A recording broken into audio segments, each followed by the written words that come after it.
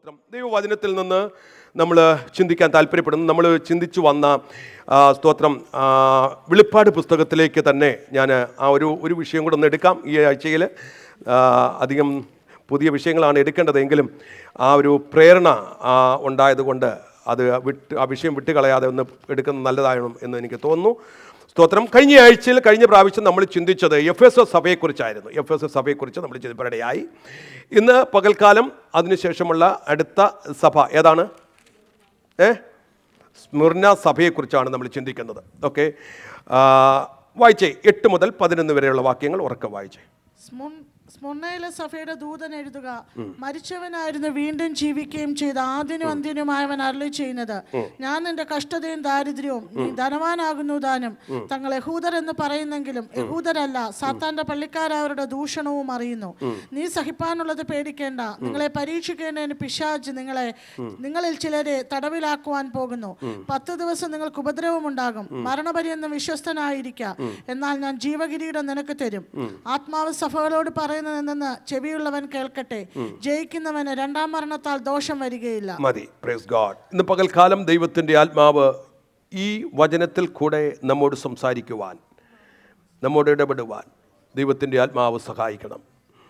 ഈ പറയപ്പെട്ട ഓരോ വചനങ്ങളും ഞാൻ ഓർപ്പിച്ചതുപോലെ ദൈവസഭയോടുള്ള ഓരോ കാലഘട്ടങ്ങളിൽ ദൈവസഭയോടുള്ള ദൂതുകളാണ്. നമ്മുടെ ജീവിതത്തിലും ഇതിൽ നിന്ന് ഒത്തിരി കാര്യങ്ങൾ പഠിക്കുവാനും ചിന്തിക്കുവാനുണ്ട്. കഴിഞ്ഞ പ്രാവശ്യം നമ്മൾ എഫെസോസ് സഭയെക്കുറിച്ചാണ് ചിന്തിച്ചത്. എന്നാൽ സ്മിർന സഭയെക്കുറിച്ച് ചിന്തിച്ചാൽ ഞാൻ പരവുമായി ഒരു ചെറിയ ബാക്ക്ഗ്രൗണ്ട് അതിനെക്കുറിച്ച് പറയാം. സോ ഫോർ യുവർ അണ്ടർസ്റ്റാൻഡിങ്, നിങ്ങളുടെ മനസ്സിലാകുവാൻ വേണ്ടി ചില കാര്യങ്ങൾ ഓർപ്പിക്കാം. ഏഷ്യ പട്ടണത്തിൽ ഏറ്റവും മനോഹരമായ ഒരു പട്ടണമായിരുന്നു സ്മിർന സഭ. സ്മിർന എന്ന് പറയുന്ന പട്ടണം പ്രത്യേകിച്ച് സ്തോത്രം വ്യാപാര കേന്ദ്രം, തുറമുഖമൊക്കെ ഉൾപ്പെട്ട ഒരു ഏരിയ ആയതുകൊണ്ട് വളരെ ഫേമസ് ആയിട്ട് വളരെ അറിയപ്പെടുന്ന ഒരു പട്ടണമായിരുന്നു സ്മിർന പട്ടണം. സ്മിർന പറഞ്ഞ ആ പട്ടണത്തെ ഇങ്ങനെയാണ് പറഞ്ഞിരിക്കുന്നത്, ആ പട്ടണം അറിയപ്പെടുന്നത് ഏഷ്യയുടെ കിരീടം, ഏഷ്യയുടെ ആഭരണം, ഏഷ്യയുടെ പുഷ്പം എന്നീ പേരുകളിലൊക്കെ അല്ലെങ്കിൽ മറ്റുള്ള പേരുകളിലൊക്കെ ഈ പട്ടണം അറിയപ്പെട്ടിരുന്നു. ഓക്കെ, സ്മിർന സഭയെക്കുറിച്ച് നമുക്ക് തിരുവചനത്തിനകത്ത് അപ്പോസ്തല പ്രവർത്തികളിലോ എങ്ങും സ്മിർന സഭയെക്കുറിച്ച് നമുക്ക് കാണാൻ കഴിയുന്നില്ല.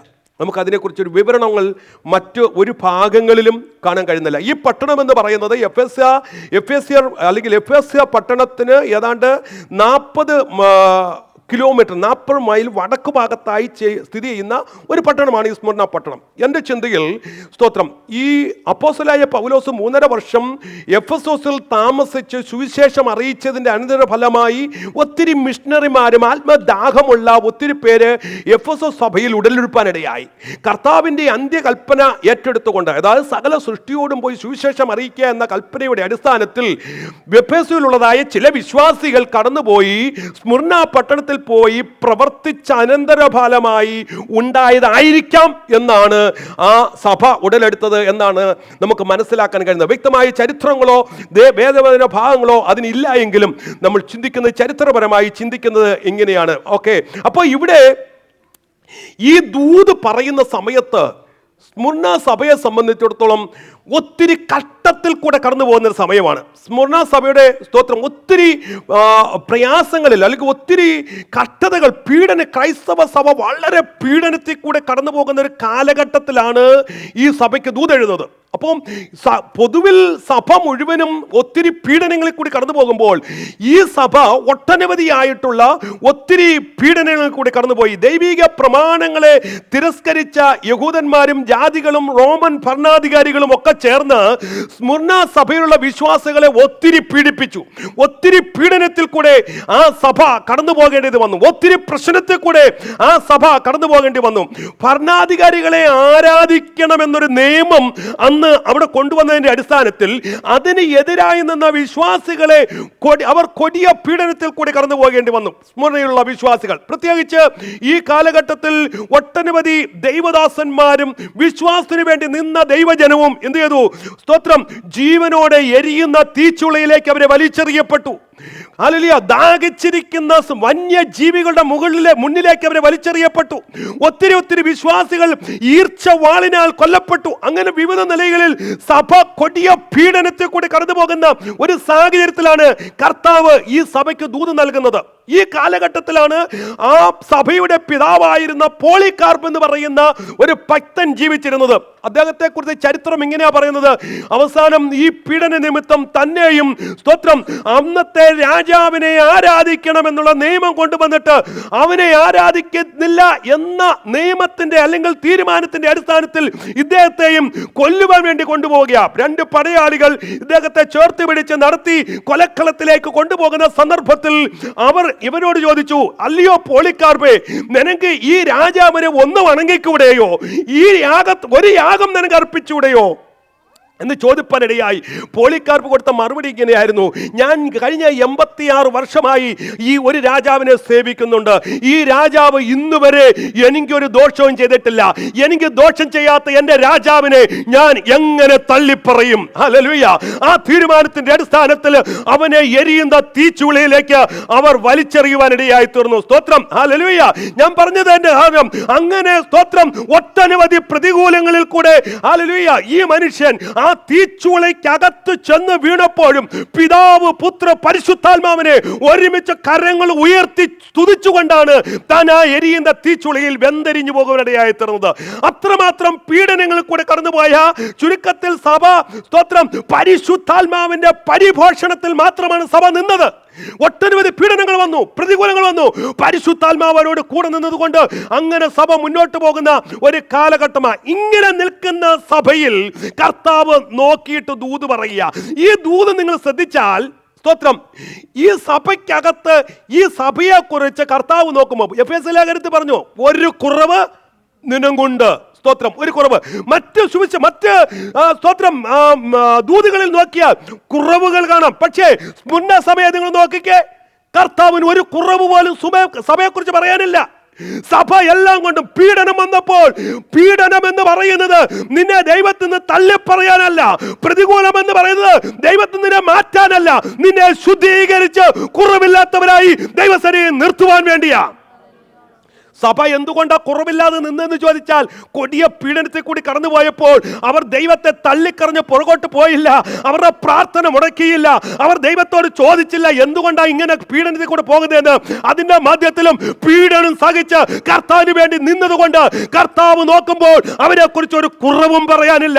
ഇന്ന് പകൽക്കാലം ദൈവസഭയെ ഒരു കാര്യം ഓർക്കണം, നിന്റെ ജീവിതത്തിൽ നീ പ്രതിസന്ധി അനുഭവിക്കണം, പ്രതികൂലത്തിൽ കൂടി കടന്നു പോകാം, ആർക്കുമില്ലാത്ത പ്രശ്നത്തിൽ കൂടി നീ പോയെന്ന് വന്നേക്കാം. ഏത് വിഷയത്തിൽ കൂടി പോയാലും ചോദ്യം ചെയ്യാതെ വിശ്വസ്തയോടെ നിന്നാൽ നിന്നെ കുറവില്ലാത്തവരായി ദൈവസന്നിധിയിൽ നിർത്തുവാനുള്ള മുഖാന്തരമാണെന്ന് ദൈവസഭ, ദൈവമക്കൾ തിരിച്ചറിയണം. ആമേൻ. നമ്മൾ പ്രശ്നം വരുമ്പോൾ ദൈവത്തോട് ചോദിക്കും, കർത്താവേ എന്താ പ്രശ്നം, എന്താ വിഷയം, എന്തുകൊണ്ടാ ജീവിതത്തിൽ? എന്നാൽ നിന്നെ കുറവില്ലാത്ത സ്തോത്രം വിശുദ്ധിയായി ദൈവസന്നിധിയിൽ നിർത്തുവാൻ വേണ്ടിയാ ഈ ശോധന. പാട്ടുകാരൻ പറയുന്നുണ്ട്, സ്തോത്രം എന്നെ തകർക്കുവാനോ എന്നെ മുടിക്കുവാനോ അല്ല ഈ ശോധന, എന്നെ പണിതെടുത്ത് നല്ല പൊന്നാക്കുവാനാ. ഇന്ന് പകൽക്കാലം ഇതിനകത്ത് നിൽക്കുമ്പോൾ ഏതെങ്കിലും കുടുംബം, വ്യക്തിയോ ഏതെങ്കിലും പ്രശ്നത്തിൽ കൂടി പോകുമ്പോൾ, ഏതെങ്കിലും വിഷയത്തിൽ കൂടി പോകുന്നെങ്കിൽ ഇന്ന് പകൽക്കാലം വിശ്വാസത്തോടെ ഏറ്റെടുക്കുക. നിന്നെ തകർക്കാനല്ല, നിന്നെ മുടിക്കാനല്ല, നിന്നെ പണിതെടുത്ത് ദൈവസ്ഥലയിൽ തികവുള്ള ഒരു പൊന്നാക്കി മാറ്റാന് ഈ ശോധന എന്ന് എത്ര പേർക്ക് വിശ്വസിച്ച് എന്നോട് ചേർന്ന് ദൈവത്തെ സ്തുതിക്കാൻ കഴിയും? ഹല്ലേലൂയ. നമ്മൾ പലപ്പോഴും പ്രശ്നം വരുമ്പോൾ, പീഡനം വരുമ്പോൾ കർത്താവിനോട് ചോദിക്കുക, കർത്താവേ എന്താ രോഗം?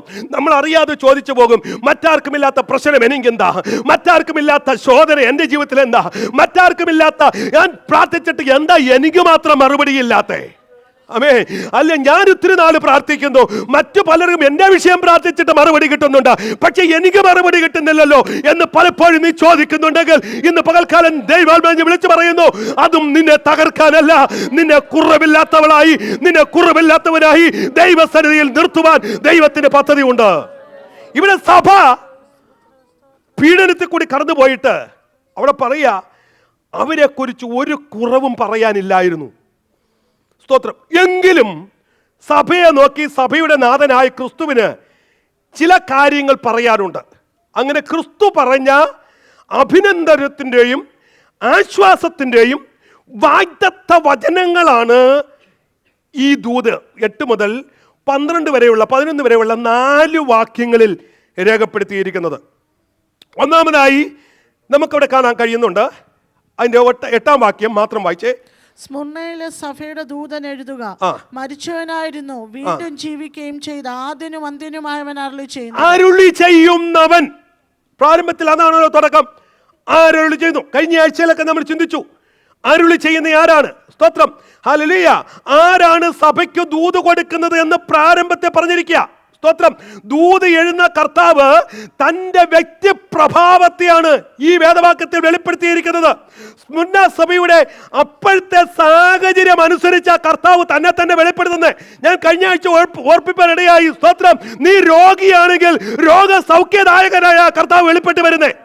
നീ ആവശ്യങ്ങൾ ഇരിക്കുന്നവരെങ്കിൽ കരുതുന്ന ദൈവമായിട്ടാണ് നിനക്ക് വെളിപ്പെട്ട് വരുന്നേ. സ്തോത്രം. നീ വിഷമങ്ങളിൽ ഇരിക്കുന്നെങ്കിൽ നിന്റെ വിഷയത്തിന്മേൽ പരിഹാരം നൽകുന്നവരായിട്ടാ നിനക്ക് വെളിപ്പെട്ട് വരുന്നേ. നീ അസാധ്യതകളെ മുന്നിൽ നിൽക്കുന്നെങ്കിൽ സകലത്തെയും സാധ്യമാക്കുന്ന ദൈവമായിട്ടാ നിന്റെ മുന്നിൽ വെളിപ്പെട്ട് വരുന്നേ. സ്തോത്രം.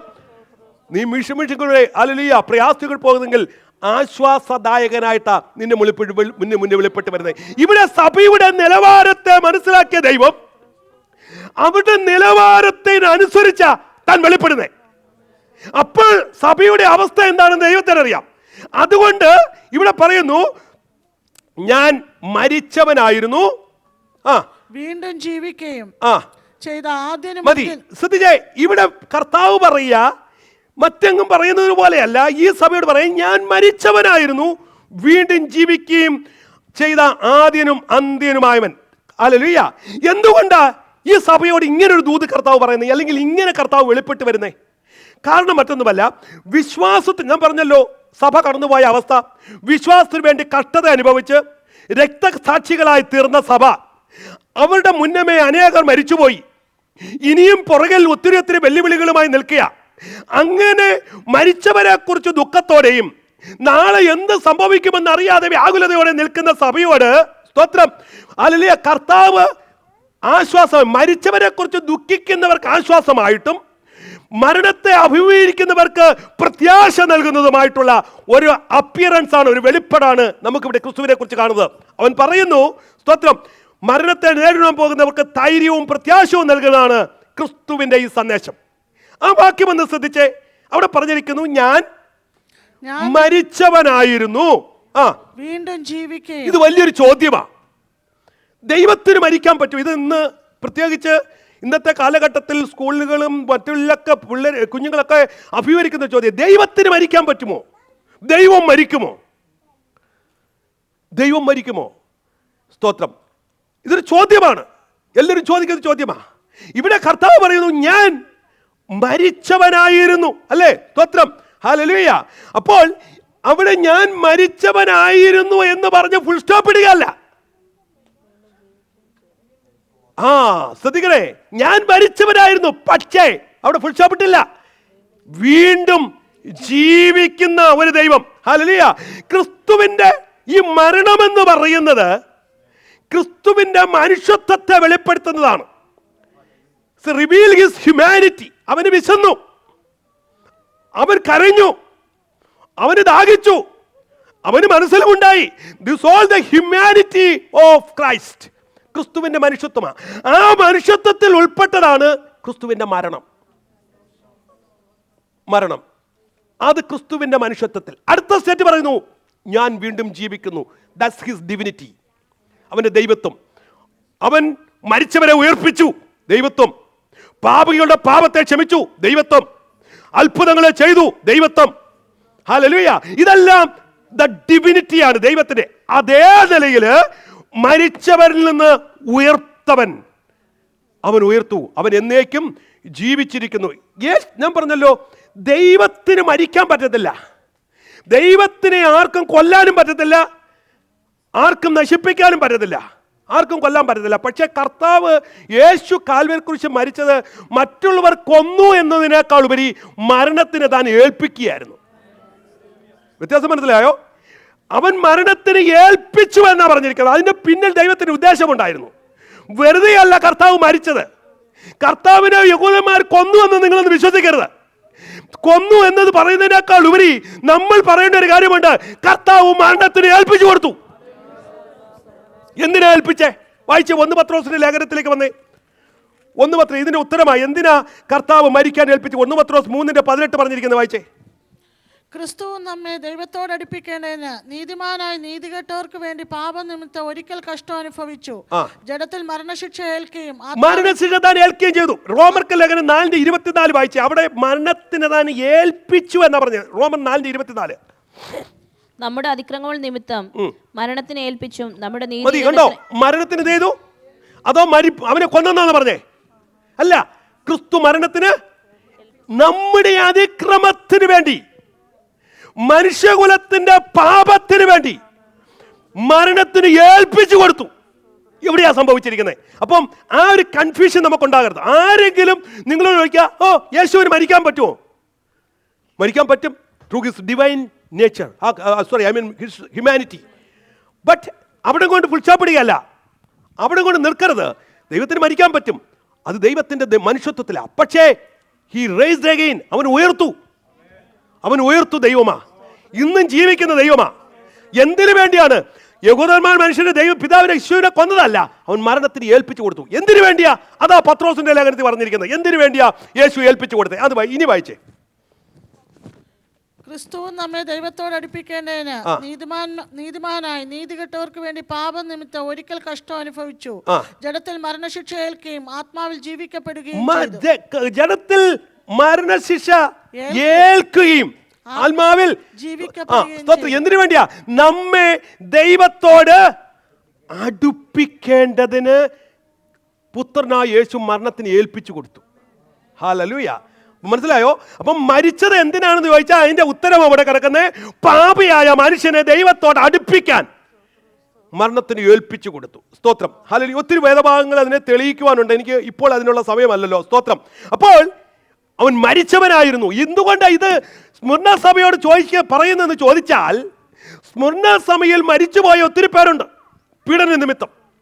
അവർക്ക് നൽകുന്ന പ്രത്യാശയാണ്, ഞാനും നിങ്ങളെപ്പോലെ മരിച്ചു, പക്ഷെ ഞാൻ ജീവിക്കുന്നു. നിങ്ങൾ മരിച്ചവർ അവിടെ കൊണ്ട് തീരുകയല്ല. കാഹളം ധനിക്കുന്നൊരു ദിനമുണ്ട്, പേർ വിളിക്കുന്നൊരു ദിനമുണ്ട്. അന്ന് നിങ്ങളുടെ പേരും മരിച്ചവർ, നിങ്ങൾക്ക് മുന്നേ മരിച്ചവരുടെ പേരും അവരും കാഹളം ധരിക്കുമ്പോൾ ഉയർത്തെഴുന്നേൽക്കും. ആ പ്രത്യാശയ കർത്താവ് സഭയ്ക്ക് നൽകുന്നത്. സ്തോത്രം. ഇന്ന് പകൽക്കാലം ഇതേ പ്രത്യാശയ പോസ്റ്റ്മൂത്ത് സഭയ്ക്കും ദൈവത്തിന് നൽകാനുള്ളത്. എവിടെയെങ്കിലും തകർച്ച വന്ന് നിരാശയോടിരിക്കുന്നെങ്കിൽ നമുക്കൊരു പ്രത്യാശയുണ്ട്. എന്താണെന്നറിയാമോ? അല്ല, മരിച്ചാലും ഉയർപ്പിക്കുന്ന ഒരു ദൈവമുണ്ട്. Praise God. ഹല്ലേലൂയ. സ്തോത്രം.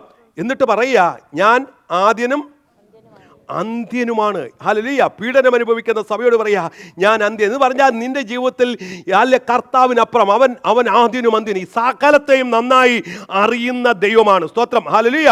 ഇതൊക്കെയും സഭയ്ക്ക് ആശ്വാസം നൽകുന്ന കാര്യമാണ്. അതുകൊണ്ടാണ് കർത്താവ് അങ്ങനെ ആ ഒരു മണ്ഡലത്തിൽ വെളിപ്പെട്ടത്. മരിച്ചവനായിരുന്നു, എന്നേക്കും ജീവിക്കുന്നു, ആദ്യനും. അപ്പോൾ സഭയ്ക്ക് കിട്ടുന്ന ഒരു ആശ്വാസം ഞാൻ ഓർപ്പിച്ചല്ലോ. ഓരോ സഭയുടെ അവസ്ഥ അനുസരിച്ച് ആ ദൈവം വെളിപ്പെട്ട് വരുന്നത്. ഓക്കെ.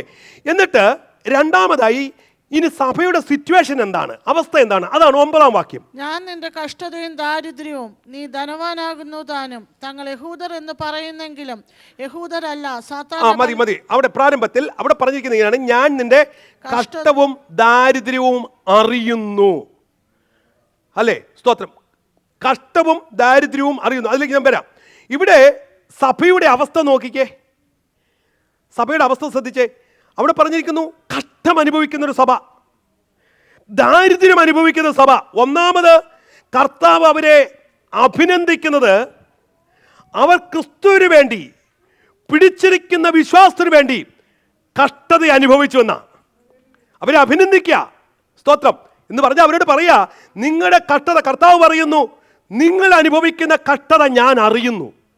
ഹല്ലേലൂയ. ഇത് അറിയാത്തൊരു ദൈവമല്ല, നിന്റെ ദാരിദ്ര്യവും അറിയാത്തൊരു ദൈവമല്ല. നിന്റെ കഷ്ടത, നീ സഭയെ, നീ കടന്നു പോകുന്ന കൊടിയ പീഡനത്തെ ഞാൻ അറിയുന്നുണ്ട്. സ്തോത്രം. എന്ന് പറയാ. എന്നിട്ട് പറയാ, കർത്താവ് പറയുന്നു, ഞാനത് അറിയുന്നു. ഒരു കാര്യം ഓർക്കണം, പലപ്പോഴും സ്മുർണ സഭയ്ക്ക് ചോദിക്കുന്ന ഒരു ചോദ്യമുണ്ട്, കർത്താവേ, ഇത്ര കൊടിയ പീഡനത്തിൽ കൂടെ കടന്നു പോകുന്ന കഷ്ടത നിനക്ക് അറിയത്തില്ലേ? നീ ഇത് കാണുന്നില്ലേ? അങ്ങനെ ചോദിക്കുന്ന സഭയോട് കർത്താവ് പറയുന്നു, ഞാൻ നിന്റെ കഷ്ടത അറിയുന്നു. ഇന്ന് പകൽക്കാലം ഒരു കാര്യം ഓർത്തോണം, ജീവിതത്തിന്റെ ഏത് കഷ്ടതകളെയും അറിയുന്ന ഒരു ദൈവമാണ് നമ്മുടെ ദൈവം. അവൻ അല്ലെ സർവശക്തനാണെന്ന് പറഞ്ഞതിന്റെ കാരണം, നിന്റെ ഹൃദയത്തിന്റെ നൊമ്പരങ്ങളെ നന്നായി അറിയുന്ന ഒരുവരെ ഉള്ളത് നമ്മുടെ ദൈവമാ. നീ കടന്നു പോകുന്ന ജീവിതത്തിന്റെ അവസ്ഥകളെ അറിയുന്ന ഒരുവനെ ഉള്ള നമ്മുടെ ദൈവമാ. ഇന്ന് പകൽക്കാലം ഞാൻ പറയാം, ഇതിനകത്തിരിക്കുന്ന നിങ്ങളുടെ ഓരോ കുടുംബത്തിന്റെ യഥാർത്ഥ അവസ്ഥ എനിക്കറിയാൻ കഴിയത്തില്ല, അടുത്ത അപ്പുറം ഇരിക്കുന്നവർക്ക് അറിയാൻ കഴിയത്തില്ല, നിന്റെ കുടുംബത്തിന് ഒരു പക്ഷെ അറിയാൻ കഴിയത്തില്ല. പക്ഷെ കർത്താവ് പറയുന്നു, നിന്റെ ഹൃദയത്തിന്റെ നൊമ്പരത്തെ ഞാൻ അറിയുന്നു. എത്ര ആശ്വാസമാ ഇന്ന് പകൽക്കാലം. അതാ കർത്താവ് പറയുന്നേ, നിന്റെ കഷ്ടത ഞാൻ അറിയുന്നു. അല്ലെ, കർത്താവിന് അറിയാവുന്നതുപോലെ ഈ ലോകത്തിൽ നിന്റെ അവസ്ഥ അല്ലെ കർത്താവിന് അറിയാവുന്നതുപോലെ ആർക്കും അറിയത്തില്ല. ഹല്ലേലൂയ. ഇന്ന് പകൽക്കാലം ഓർത്താ മതി, നീ പ്രയാസം അനുഭവിക്കുന്നോ, പറയണം എൻ്റെ കർത്താവ് ഇത് അറിയുന്നുണ്ട്. നീ വേദനയിൽ കൂടി പോകുന്നോ, കർത്താവ് അറിയുന്നുണ്ട്. നിന്റെ കഷ്ടത അറിയുന്ന ഒരു ദൈവമാണ്. ഹല്ലേലൂയ. മനുഷ്യന്റെ അവസ്ഥ അതിൻ്റെതായ നിലയിൽ അറിയാൻ കഴിയുന്നത് കർത്താവിന് മാത്രമാണ്. സകല കഷ്ടതകളെയും അറിയുന്ന ദൈവമാണ്. എപ്പോഴൊക്കെ ജനം കഷ്ടങ്ങളിൽ കൂടി പോയോ അപ്പോഴെല്ലാം കർത്താവ് പറയും, ഞാൻ അവൻ്റെ കഷ്ടത അറിയുന്നു. ഇസ്രായേൽ ജനം മിസ്രൈമിൽ ഏതാണ്ട് 400 പരം വർഷങ്ങൾ അടിമകളായി ജീവിച്ചു. അവസാനം വന്നപ്പോൾ കൊടിയ കഷ്ടത, ഭയങ്കര കഷ്ടതയിൽ കൂടെ പോകുന്നേ. ആ സമയത്ത് ദൈവം വെളിപ്പെട്ടിട്ട് അവരോട് പറയുന്നൊരു കാര്യമുണ്ട്, നിന്റെ നിലവിളി. വായിച്ചേ, പുറപ്പാട് പുസ്തകം 3-ാം അധ്യായം അതിന്റെ സ്തോത്രം. ഹല്ലേലൂയ. 6-ാം വാക്യം തോന്നുന്നു. 6-ാം വാക്യം. ഞാൻ അബ്രഹാമിന്റെ ദൈവവും ഇസ്ഹാക്കിന്റെ ദൈവവും യാക്കോബിന്റെ ദൈവവുമായി നിന്റെ പിതാവിന്റെ ദൈവമാകുന്നു എന്ന് അവൻ അരുളി ചെയ്തു. മോശെ ദൈവത്തെ നോക്കുവാൻ ഭയപ്പെട്ടു. അതിന്റെ നിന്റെ കഷ്ടത ഞാൻ അറിയുന്നു. 7-ാം വാക്യം. യഹോവ അരുളി ചെയ്തത്, മിസ്രൈമിലുള്ള എന്റെ ജനത്തിന്റെ കഷ്ടത ഞാൻ കഷ്ടത കണ്ടു. ഊഴിയ വിചാരകന്മാർ നിമിത്തമുള്ള അവരുടെ നിലവിളിയും കേട്ടു. ഞാൻ അവരുടെ സങ്കടങ്ങൾ അറിയുന്നു. ശ്രദ്ധിച്ചേ, ഇവിടെ അവസ്ഥയെ അറിയുന്ന ദൈവമാണ് നമ്മുടെ ദൈവം. സ്മുർന സഭയോട് അന്നത്തെ അവരുടെ കഷ്ടതയെ നോക്കിയിട്ട് കർത്താവ് പറയുന്നു, നിന്റെ കഷ്ടതയെ ഞാൻ അറിയുന്നു. അങ്ങനെയെങ്കിൽ ഹല്ലേലൂയ, ഈ ദൂത് സ്മുർന സഭയ്ക്ക് മാത്രമല്ല, നൂറ്റാണ്ടുകളായി ജീവിക്കുന്ന സഭകൾക്കും ഇന്നും പ്രസന്റ് ആയിരിക്കുന്ന പോസ്റ്റ് സഭയ്ക്കും ഉള്ളതാകിയാൽ ദൈവമക്കളോട് ഞാൻ പറയട്ടെ, നിന്റെ ജീവിതത്തിന്റെ ഏത് കഷ്ടതയെയും നന്നായി അറിയുന്ന ഒരു കർത്താവാണ് നമ്മുടെ ദൈവം. ഹല്ലേലൂയ. അറിയാതിരിക്കുന്നില്ല, കർത്താവ് അറിയുന്നുണ്ട്. എന്നിട്ട് പറയാ, സ്തോത്രം, അവൻ കഷ്ട ദിവസത്തിൽ ഏറ്റവും അടുത്ത തുണയാണെന്ന നഹൂം പ്രവചനത്തിൽ പറഞ്ഞിരിക്കുന്നത്. നഹൂം പ്രവചനം 1-ാം അധ്യായം 7-ാം വാക്യം വായിക്കുമ്പോൾ അവിടെ കാണുന്നുണ്ട്, കഷ്ടങ്ങളിൽ ഇനി നഹൂം കഷ്ട ദിവസത്തിൽ ശരണമാകുന്നു. അവൻ കഷ്ടങ്ങളിൽ ശരണം. അപ്പോൾ നമ്മുടെ കഷ്ടത, ഞാൻ പെട്ടെന്ന് പോകുക, നമ്മുടെ കഷ്ടത ദൈവം അറിയുന്നു. അടുത്ത ഭാഗം പറഞ്ഞിരിക്കുന്നു, നിങ്ങളുടെ ദാരിദ്ര്യം, അല്ലേ, സ്തോത്രം, ഹല്ലേലൂയ, വിശ്വാസത്തിന് വേണ്ടി ഉറച്ചു നിന്നതിനാൽ കഷ്ടത ഏറ്റതുകൊണ്ട് ഒത്തിരി ദാരിദ്ര്യം സഭ അനുഭവിക്കേണ്ടി വന്നു. എന്നിട്ട് സ്തോത്രം, ദാരിദ്ര്യം, പട്ടിണി, ഇങ്ങനെയുള്ള ഒത്തിരി ബുദ്ധിമുട്ടി കൂടി കടന്നുപോയി. ഇതൊക്കെ കർത്താവ് അറിയുന്നു. എന്നിട്ട് കർത്താവ് പറയാ, നിന്റെ ദാരിദ്ര്യം അറിയുന്നു എന്ന് പറഞ്ഞിട്ട് അടുത്ത വാക്ക് പറയാ, എങ്കിലും നീ ആരാകുന്നു? ധനവാനാകുന്നു. ശ്രദ്ധിച്ചേ, ഇത് 2 നിലയിലാണ് നമ്മൾ വ്യാഖ്യാനിക്കാൻ കഴിയുന്നത്. ഒന്ന്, ഭൗതികമായ മണ്ഡലത്തിൽ അവർ ദാരിദ്ര്യം അനുഭവിക്കുന്നെങ്കിലും സഭയൊക്കെ ദൈവത്തിന് പറയാനുള്ളത്, ആത്മീക മണ്ഡലത്തിൽ നീ ദാരിദ്ര്യനല്ല, ആത്മീക മണ്ഡലത്തിൽ നീ ധനവാനാ. ആമേൻ. അതാണ് സഭയെക്കുറിച്ച് കുറവില്ലാത്ത രീതിയിൽ കർത്താവ് പറയുന്നത്. അവരെക്കുറിച്ച് കുറവില്ലാതെ പറയുന്നതിന്റെ കാരണം, അല്ല, ഭൗതിക മണ്ഡലത്തിൽ അവർ ദാരിദ്ര്യം അനുഭവിക്കുന്നെങ്കിലും ആത്മീക തലത്തിൽ അവൻ ധനവാന്മാരാണ്. ഹല്ലേലൂയ, സ്തോത്രം. എന്നിട്ട് ഇപ്പൊ 3 കാര്യങ്ങൾ പറയുന്നു. 2 കാര്യങ്ങൾ എടുത്ത് പറഞ്ഞു. ഒന്ന്, കഷ്ടത അറിഞ്ഞു. 2, ദാരിദ്ര്യം അറിഞ്ഞു. 3-ാമത്തെ കാര്യം പറയുന്നുണ്ട്, നീ ധനവാനാകുന്നു. അല്ല, ഒരു കാര്യം കൂടെ കർത്താവ് അറിയുന്നു. തങ്ങൾ യഹൂദർ എന്ന് പറയുന്നെങ്കിലും യഹൂദരല്ല, സാത്താന്റെ പള്ളിക്കാരവരുടെ ദൂഷണവും. ചിലരുടെ ദൂഷണം സഭയോട് പറയാ. ചിലരുടെ ദൂഷണവും കർത്താവിന്റെ നാമത്തിന് വേണ്ടി അവർ നിന്നപ്പോൾ കേൾക്കേണ്ടി വന്ന ദൂഷണം. സ്തോത്രം. കഷ്ടതയ്ക്ക് പുറമെ, ദാരിദ്ര്യത്തിന് പുറമെ ഒരു കാര്യം എടുത്തു പറയാ, സഭയ്ക്ക് എതിരെയുള്ള ദൂഷണം ഞാൻ അറിയുന്നു. സ്തോത്രം, ഹല്ലേലൂയ. ഈ ദൂഷണം എന്ന് പറഞ്ഞ എന്താ? ദൂഷണം, അപവാദം എന്നൊക്കെ പറയാം, അല്ലേ, സ്തോത്രം. ഇതൊക്കെ നമുക്ക് ഇവിടെ സഭയെക്കുറിച്ച് പറയാം. ഇതൊക്കെ പരിഹാസം, ദൂഷണം, അവമാനം, ഇതൊക്കെ അവർ അനുഭവിക്കേണ്ടി വന്നു. അവർക്കെതിരെ ദൂഷണം പറഞ്ഞു വരുത്തിയത് ആരാന്നറിയാമോ? സാത്താന്റെ പള്ളിക്കാർ എന്ന് പറഞ്ഞാൽ അതിന്റെ അർത്ഥം സഭയിൽ ചെറിയൊരു കൂട്ടര്, ഹല്ലേലൂയ. യഹൂദന്മാരുടെ ഭാഗത്തു നിന്നുണ്ടായ ഒരു കൂട്ടര് സഭയ്ക്ക് എതിരെ ദൂഷണം പറയാൻ തുടങ്ങി. സ്തോത്രം. അപ്പോ ജനത്തിനെതിരെ ദൂഷണം പറയാൻ തുടങ്ങി. സ്മൃതിയിലുള്ള യഹൂദന്മാർ അവർ സാത്താന്റെ ആയുധങ്ങളായി മാറി, അവിടെയുള്ള യഹൂദന്മാര്. അതുകൊണ്ട് ആ കർത്താവ് പറഞ്ഞേ, സാത്താന്റെ പള്ളിക്കാരായ ചിലര്. മനസ്സിലായോ? സ്മൃതിയിലുള്ള യഹൂദന്മാരുടെ ഇടയിൽ സഭയ്ക്കെതിരെ നിന്നവരെ പിശാച് യൂസ് ചെയ്തു. ആരെയെല്ലാം പിശാച് യൂസ് ചെയ്യുമോ അവരെല്ലാം ആരുടെ പള്ളിക്കാരാ? ആ, മനസ്സിലായോ? അപ്പൊ നമ്മുടെ നാവിനെയൊക്കെ ഉപയോഗിക്കുമ്പോൾ സൂക്ഷിച്ച് വേണം. നമ്മൾ ഏത് ഗണത്തിൽ പോകുമെന്നറിയാമോ? ഈ പള്ളിയിലല്ല, ആ പള്ളിയിൽ പോകും നമ്മൾ. സ്തോത്രം. അവിടെ സാത്താന്റെ പള്ളിക്കാരായവർ ആരാണ്? അവര് ദൂഷണം പറയാൻ തുടങ്ങി, സ്മൃതിയിലുള്ള യഹൂദന്മാര്. സ്തോത്രം. ഇത് പറയുന്നവരിൽ, അങ്ങനെ പറയുന്നവരിൽ വ്യാപരിക്കുന്നത് ഏതാത്മാവാ? സാത്താന്റെ ആത്മാവ്. മനസ്സിലായോ? സ്തോത്രം. അപ്പോ ഈ പിശാചിന്റെ മറ്റൊരു പേരുണ്ട്. എന്താണെന്നറിയാമോ? അപവാദി. അപവാദി. കാരണം യവന്റെ പണി എന്ന് പറഞ്ഞാൽ അപവാദം പറയുക. ഇവിടെ സഭയ്ക്കെതിരെ ഒരു കൂട്ടർ അപവാദം പറയാൻ തുടങ്ങി. ഇത് ആര് കാണുക? ദൈവം കാണുന്നു. നമ്മൾ ചിന്തിക്കും, നമ്മൾ ഈ പറയുന്നയോ അല്ലെങ്കിൽ മറ്റുള്ളവർ പുറത്തുനിന്നുണ്ടാകുന്ന ആരോപണങ്ങളും അപവാദങ്ങളും പറച്ചിലൊന്നും ആരും കേൾക്കുന്നില്ല, ആരും അറിയുന്നില്ലെന്നാ. പക്ഷെ ഒരു കാര്യം മനസ്സിലാക്കണം, ഇത് അറിയുന്ന ആരുണ്ട്? ദൈവം ഇതൊക്കെ കേൾക്കുന്നുണ്ടെന്നേ. എന്നിട്ട് ദൈവം നമ്മളെ ഒരു ഗണത്തെപ്പെടുത്തിയിരിക്കുക, സാത്താന്റെ പള്ളിക്കാര്. അത് വിട്ടുകളഞ്ഞിരിക്കുക. സ്തോത്രം. ഇവിടെ കാരണം യവന്റെ പേര് തന്നെ അപവാദി എന്നാ. കർത്താവ് വെളിപ്പാട് പുസ്തകത്തെ വെളിപ്പെടുമ്പോൾ അവിടെ ഒരു സ്റ്റേറ്റ്മെന്റ് പറയുന്നുണ്ട്, സഹോദരന്മാർക്കെതിരെ അപവാദം പറയുന്ന അപവാദി എന്ന്. വായിച്ചേ 12:10. നമ്മുടെ സഹോദരന്മാരെ രാപ്പകൽ ദൈവസന്നിധിയിൽ കുറ്റം ചുമത്തുന്ന അപവാദിയെ തള്ളി. നമ്മുടെ സഹോദരന്മാരെ കണ്ടോ? സഭയോട് പറയാ, നമ്മുടെ സഹോദരന്മാരെ രാപ്പകൽ കുറ്റം ചുമത്തുന്ന അപവാദി. ദൈവമക്കൾക്കെതിരെ, സഹോദരങ്ങൾക്കെതിരെ, സഭയ്ക്കെതിരെ പറയുന്ന പരദൂഷണങ്ങളും ദൂഷണങ്ങളും ദൈവത്തിന് ടോളറേറ്റ് ചെയ്യാൻ പറ്റത്തില്ല. ഹലോ, സ്തോത്രം. ദൈവമക്കളെ അവിടെ പറഞ്ഞിരിക്കുന്നത് ആ അപവാദം. നമ്മൾ ഇനി ദൈവസഭയോടുള്ള ബന്ധത്തിലാണ് നമ്മൾ ശ്രദ്ധിക്കേണ്ട ഒരു കാര്യമുണ്ട്. നമ്മുടെ വാക്കുകൾ അപവാദ വാക്കുകളായി പോകരുത്. നമ്മൾ പറയുന്ന വാക്കുകൾ ദൂഷണങ്ങളായി പോകരുത്. കാരണം പിശാച് ഏത് മണ്ഡലത്തിലാണ് യൂസ് ചെയ്യുന്ന അറിയത്തില്ല. അപ്പോൾ വ്യക്തമായി മനസ്സിലാക്കണം, അപവാദങ്ങൾ പറഞ്ഞാൽ പറഞ്ഞു വിട്ടത് തിരിച്ചെടുക്കാൻ പറ്റത്തില്ല. പറ്റുമോ? ഞാനിപ്പോൾ ഒരു ബ്രദറിനെ കുറിച്ച് ഒരു കാര്യം പറയും, ഞാനങ്ങ് ഊഹിക്കുക. ഞാൻ റോബിൻസിനെ കുറിച്ച് ചിലതൊക്കെ അങ്ങ് ഊഹിച്ചു, എൻ്റെ ഒരു ചിന്ത. എന്നിട്ട് ഞാൻ അത് വന്നിട്ട് സുകേഷിനോട് പറയാം, സുകേഷ് അറിയാമോ, റോബിൻസ് ഇങ്ങനെയൊക്കെയാ പറഞ്ഞത്, അല്ലെങ്കിൽ ഇങ്ങനെയൊക്കെയാ ചിന്തിക്കുന്നത്. എന്തായിരുന്നു എൻ്റെ ഊഹം? ഇതെന്താണ്? ഇതിൻ്റെ പേരാണ് അപവാദം. യാഥാർത്ഥ്യം എനിക്ക് എന്തെങ്കിലും ഉണ്ടെങ്കിൽ ചോദിക്കണം റോബിനോട്. ഇത് റൈറ്റ്. ഇതിൽ ക്ലിയർ ചെയ്യാതെ ചെന്ന് തേർഡ് പാർട്ടി വരുമ്പോൾ അതിൻ്റെ പേരാണ് അപവാദം. ഇതിന് നമ്മൾ ആയുധങ്ങളായി മാറരുത്. സ്തോത്രം. ഇവിടെ പറയാ കാരണം എന്ത്? പറഞ്ഞു വിടുന്ന അപവാദങ്ങൾ തിരിച്ചെടുക്കാൻ പറ്റത്തില്ല. പറ്റുമോ? ഒരിക്കലൊരു അമ്മാവൻ മരണക്കിടക്കെ കിടക്കുക. തൻ്റെ ശേഷക്കാരൻ, ഞാൻ പറഞ്ഞിട്ടുണ്ടെന്ന് തോന്നുന്നു ഈ സ്റ്റോറി, തൻ്റെ നെഫ്യൂ ഈ അമ്മാവനെതിരായിട്ട് ഒത്തിരി ആരോപണങ്ങളുണ്ടാക്കി. ആരോപണങ്ങൾ ഇങ്ങനെ സ്പ്രെഡ് ചെയ്തു.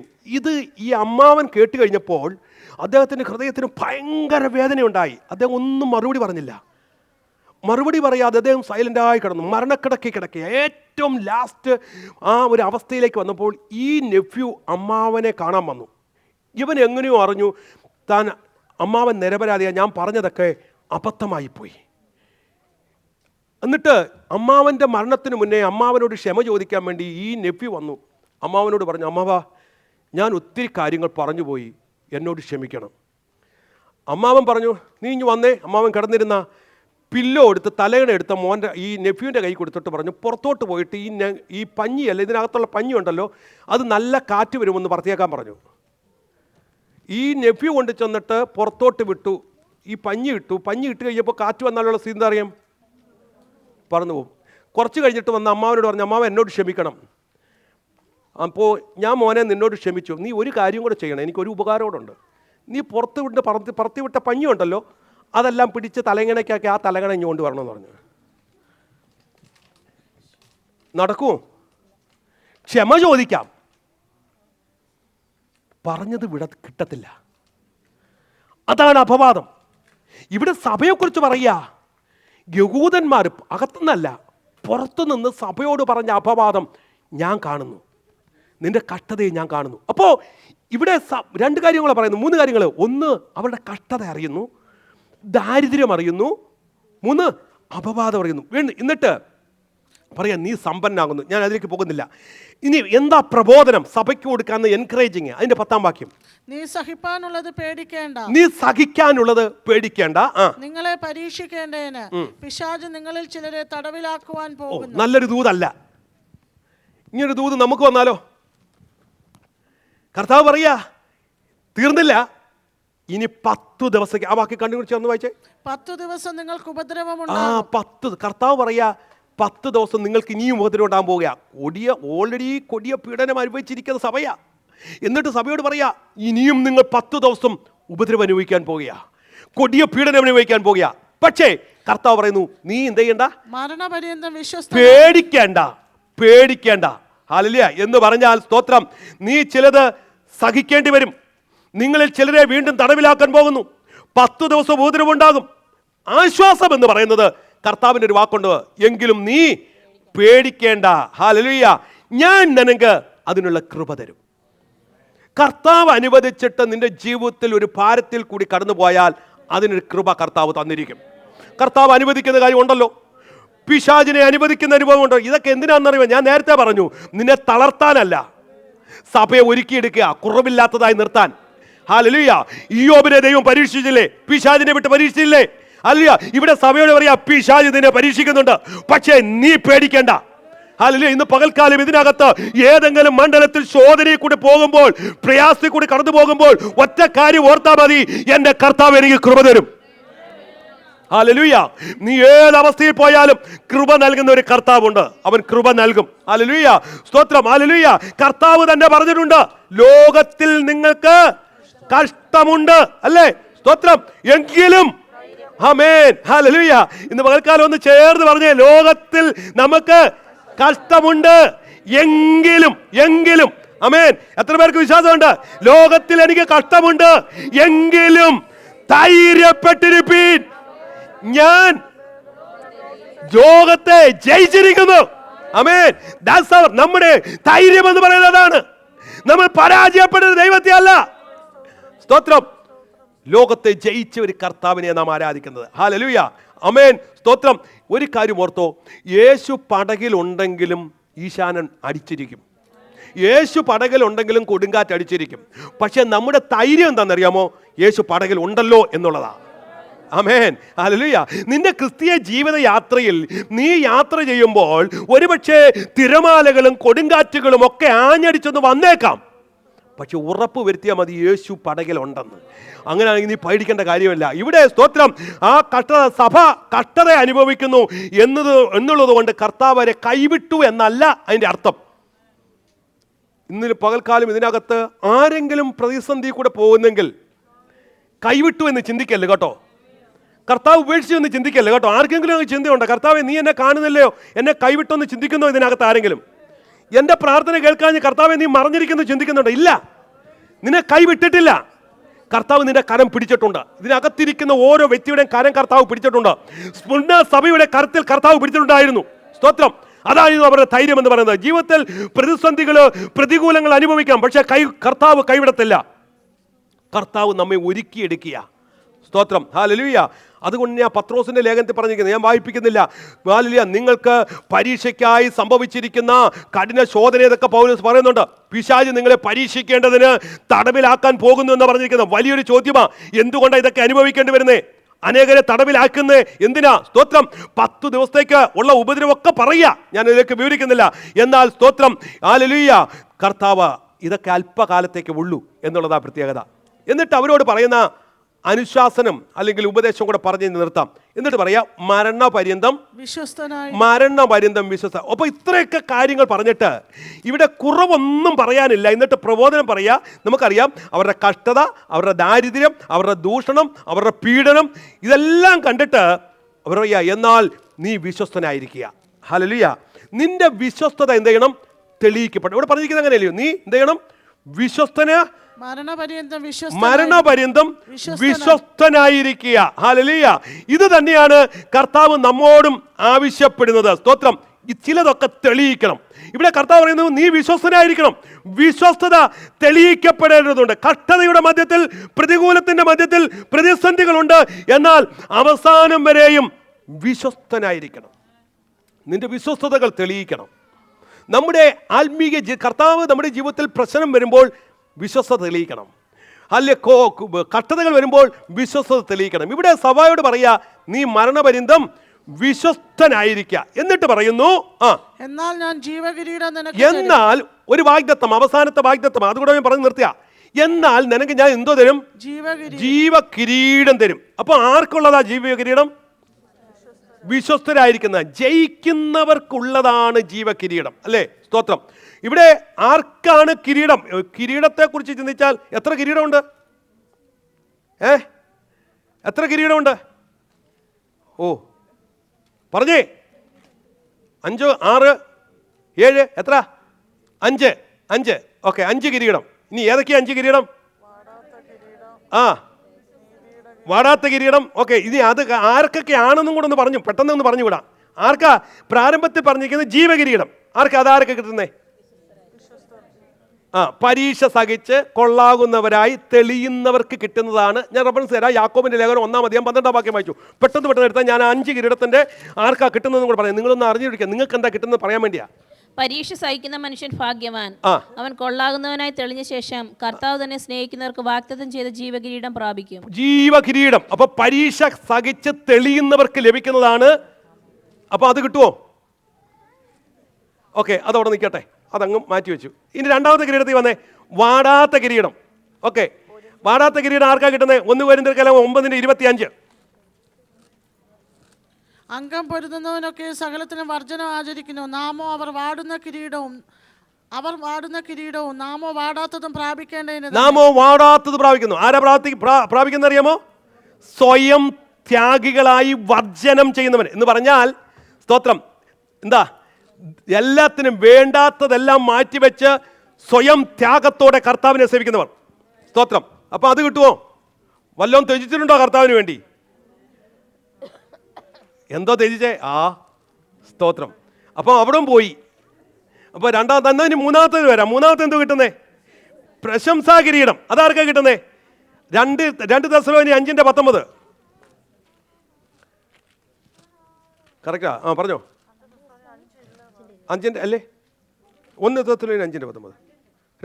2 തെസ്സലോനിക്കർ അല്ലേ? വായിച്ചോ. 2 തെസ്സലോനിക്കർ.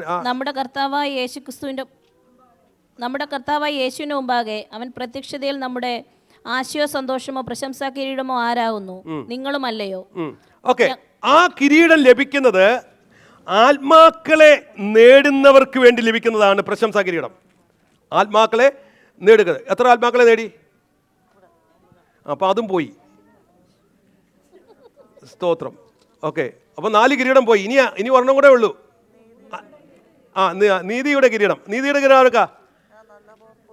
2 ദിവസം 4:8. 2 തിമോത്തി 4:8.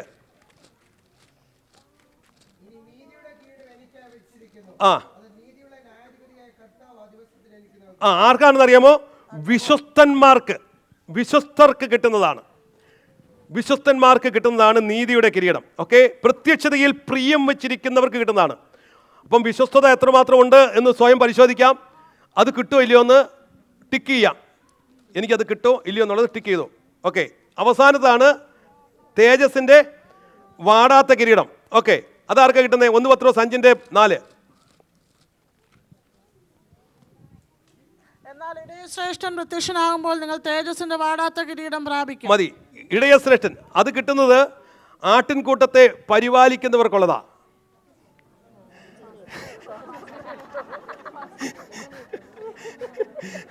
അപ്പൊ നമുക്ക് ഇത് ഏത് കിരീടം കിട്ടുമെന്ന് നമ്മളൊന്ന് സ്വയമായി പരിശോധിക്കാം. 1ാമത്തെ കിരീടം നമ്മൾ പറഞ്ഞു ജീവകിരീടം. കിട്ടുമോ? ഓക്കെ. 2ാമത് വാടാത്ത കിരീടം. ഇനി സ്വർഗത്തിൽ പോകുന്ന ഏത് കിരീടം മേടിക്കാനാ? എല്ലാം കൂടെ കിട്ടും. സ്തോത്രം. അതാണ് കർത്താവ് ആഗ്രഹിക്കുന്നത്. എല്ലാ കിരീടവും നമുക്ക് കിട്ടണം. ആത്മാക്കളെ നേടണം. വിശ്വസ്തരായിരിക്കണം. ഹല്ലേലൂയ. കർത്താവിന് വേണ്ടി ചിലതൊക്കെ ത്യാഗം സഹിക്കണം. ഹല്ലേലൂയ. കർത്താവിന് വേണ്ടി നിലകൊള്ളണം. ഇങ്ങനെയൊക്കെ ചെയ്താൽ എല്ലാ കിരീടവും നമുക്ക് കിട്ടും. ആമേൻ. ഈ കിരീടമാ ഇവിടെ പറയാ, കർത്താവ് പറയാ, ജയിക്കുന്ന സ്തോത്രം ഇങ്ങനെയുള്ളവർക്ക് സ്മൃതസഭയോട് പറയാ, ഞാൻ ജീവകിരീടം നിനക്ക് തരും. എന്നിട്ട് പറയാ, അവസാനം പറയാ, ജയിക്കുന്നവർക്ക് രണ്ടാം മരണത്തെ, പെട്ടെന്ന് വായിച്ചോ, ജയിക്കുന്നവന് രണ്ടാം മരണത്താൽ ദോഷം വരികയില്ല. രണ്ടാം മരണത്തെ ദോഷം വരികയില്ല. എന്തായി രണ്ടാം മരണം? ജയിക്കുന്നവൻ എന്നാൽ കർത്താവിൽ വിശ്വസ്തയോടെ നിൽക്കുന്നവരായി ജയിക്കുന്നവര്. സ്തോത്രം. എഫെസസ് സഭയോട് പറയുന്നത്, പർദീസയിലുള്ള ജീവവൃക്ഷത്തിന്റെ ഫലം നിനക്ക് തിന്നും, ജയിക്കുന്നവര്. ഇവിടെ പറയുന്നു രണ്ടാം മരണത്തിൽ എന്ത് ചെയ്യത്തില്ല, ദോഷം വരികയില്ല. ആർക്കാ? ജയിക്കുന്നവർക്ക്. പരാജയപ്പെടാൻ സാധ്യത ഉണ്ടല്ലോ. ഹലോ, എന്തുകൊണ്ടാണ് കർത്താവ് അങ്ങനെ ക്ലോസ് പറഞ്ഞേ? ജയിക്കുന്നവർക്കുള്ളതാ. അപ്പൊ അതിന്റെ അർത്ഥം പരാജയപ്പെടാനുള്ള സാധ്യത ഉണ്ട്. സ്തോത്രം. അപ്പോ എല്ലാത്തിൽ നിന്നും നമ്മൾ ജയിക്കണം. എന്തിനെങ്കിലും ഇന്ന് നമ്മൾ അടിമയാണെങ്കിൽ അതിന് നമ്മൾ പരാജയപ്പെട്ടിരിക്കുക. ഏതെങ്കിലും വസ്തുതകൾക്ക് നിങ്ങൾ അടിമയാണെങ്കിൽ അതിന് നിങ്ങൾ പരാജിതരാണ്. എന്നാൽ നമ്മൾ ജയിക്കുന്നവർക്കാണ്. സ്തോത്രം. രണ്ടാം മരണത്തിൽ ജീവിതത്തിൽ ജയിക്കണം. അല്ലെങ്കിൽ പാപത്തിന്മേൽ ജയമെടുക്കണം. ഏതെല്ലാം പരീക്ഷകൾ നിങ്ങൾക്കെതിരെ വന്നാലും ജയമെടുക്കണം. ജയിക്കുന്നവർക്ക് ലഭിക്കുന്ന രണ്ടാം മരണം. ഏതെങ്കിലും സ്വഭാവങ്ങളിൽ ജയിക്കാൻ കഴിയുന്നില്ലയോ? കോപത്തെ ജയിക്കാൻ കഴിയുന്നില്ലയോ? സ്തോത്രം. അല്ലെ, ജീവിത സ്വഭാവം ജയിക്കേണ്ടടുത്ത് ജയിക്കണം. ജയിക്കുന്നവർക്ക് ലഭിക്കുന്നതാണ്.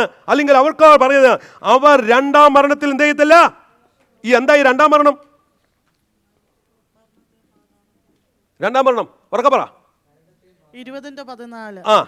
മരണത്തെയും പാതാളത്തെയും തീപ്പൊയ്കയിൽ തള്ളി. മരണത്തെയും പാതാളത്തെയും, അതാ രണ്ടാം മരണം എന്ന് പറഞ്ഞാൽ. സ്തോത്രം. കർത്താവായി യേശു ക്രിസ്തുവിൽ വിശ്വസിക്കാത്തവർക്കും ദൈവത്തെ അനുസരിക്കാത്തവർക്കും ഉള്ളതാണ് രണ്ടാം മരണം. നമുക്കൊരു മരണമേ ഉള്ളൂ. ആ മരണത്തിന് ശേഷം നിത്യതയിൽ നമ്മൾ കാണപ്പെടും. എന്നാൽ ദൈവത്തെ അനുസരിക്കാത്തവർ, അവിശ്വസ്തന്മാർ, കുരുടന്മാർ, ഇങ്ങനെ ഒത്തിരി കാര്യങ്ങൾ പറയുന്നുണ്ടല്ലോ. എവർക്കുള്ളത് രണ്ടാം മരണവും തീപ്പൊയ്കയും അത്രേ. സ്തോത്രം. ഇവിടെ കർത്താവ് പറയാ, എന്നാൽ നീ വിശ്വസ്തയോടെ ഇരിക്കുക. അല്ല, ഞാൻ നിനക്ക് രണ്ടാം മരണത്തിൽ എന്ത് ചെയ്യത്തില്ല. അപ്പൊ ആർക്കാ രണ്ടാം മരണം എന്ന് 21-ാം അധ്യായം 8-ാം വാക്യത്തിൽ പറഞ്ഞിട്ടുണ്ട്. 21:8 പെട്ടെന്ന് വായിച്ചു. എന്നാൽ ഭീരുക്കൾ, അവിശ്വാസികൾ, അറക്കപ്പെട്ടവർ, കൊലപാതകന്മാർ, ദുർനടപ്പുകാർ, ശൂദ്രക്കാർ, ബിംബാരാധികൾ എന്നിവർക്കും ഭോഷ്ക് പറയുന്ന ഏവർക്കും ഉള്ള ഓഹരി. ശ്രദ്ധിച്ചേ, നമ്മൾ വളരെ ഭയത്തോടെ വേണം ഇതെല്ലാം വായിക്കാൻ.